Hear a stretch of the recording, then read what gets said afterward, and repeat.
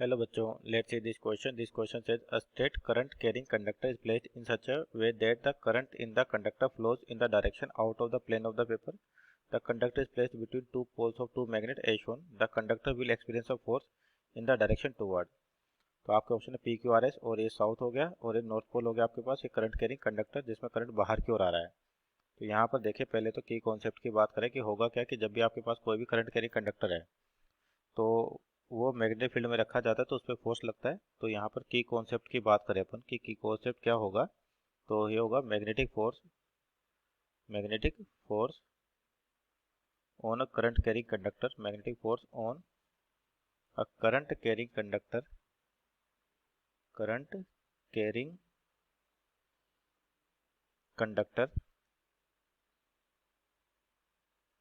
placed in magnetic field. तो यहाँ पर क्या क्या आपके पास देखिए आपके पास यहाँ पर क्या होता है अगर कोई भी कंडक्टर है जिसमें कुछ करंट आई फ्लो कर रहा है सपोज करिए इस प्रकार से और मैग्नेटिक फील्ड इसके परपेंडिकुलर है तो यहाँ पर मैग्नेटिक फोर्स लगता है आपके पास magnetic force I L cross B का, आई एल क्रॉस बी, जहाँ पर एल होता है डिस्प्लेसमेंट वेक्टर और बी हो गया मैग्नेटिक फील्ड। तो इनके बीच में एंगल कुछ भी हो सकता है जरूरी 90 डिग्री पर हो।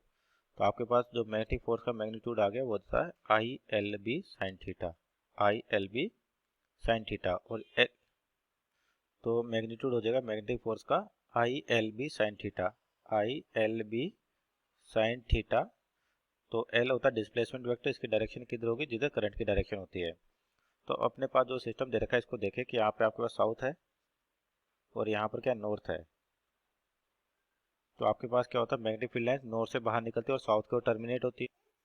तो आपका जो मैग्नेटिक फील्ड का डायरेक्शन होता है मैग्नेटिक फील्ड लाइन नॉर्थ से जनरेट होती है साउथ पे टर्मिनेट होती है। तो कुछ इस तरीके से होगा आपका जो मैग्नेटिक फील्ड है और जो आपका मैग्नेटिक फील्ड और जो वायर दे रखा है उसमें जो करंट फ्लो हो रहा है तो आउटवर्ड यानी कि यहाँ पे जो थीटा होगा 90 डिग्री होगा आपके पास। दोनों के बीच में एंगल कितना है 90 डिग्री। तो फोर्स की वैल्यू या मैग्नीट्यूड बात करें तो आई एल बी ये हो जाएगा। अब यहाँ पे एल है डिस्प्लेसमेंट वेक्टर तो उसकी डायरेक्शन क्या होगी जो करंट की डायरेक्शन है। तो यहाँ पे जो करंट दे रखा है आपको वो के कैप, किस डायरेक्शन में के कैप आपके पास। और जो मैग्नेटिक फील्ड बी है इसकी डायरेक्शन क्या है आपके पास नेगेटिव एक्स एक्सिस यानी कि माइनस आई कैप। तो अब एल क्रॉस बी करें तो आपका जो एल डिस्प्लेसमेंट वेक्टर है वो किधर होता है जिधर एल की डायरेक्शन है यानी कि इसको अपन लिख सकते हैं एल के कैप। डिस्प्लेसमेंट वेक्टर क्या लिख सकते हैं एल के कैप। तो के क्रॉस माइनस आई तो आपके पास ये क्या हो जाता है। और चाहे तो आप जो क्रॉस प्रोडक्ट लो उससे भी बता सकते हैं। आपके पास एल की तरह बाहर की ओर है और बी की तरह है आपके पास नेगेटिव। तो एल से बी की ओर फिंगर्स को राइट हैंड की फिंगर्स को घुमाएंगे तो आपका थंब क्या होगा डाउनवर्ड डायरेक्शन में पॉइंट करेगा ऐसे। और चाहे आप यहाँ से भी कह सकते हो के कैप क्रॉस माइनस आई कैप ये होता है माइनस जे कैप।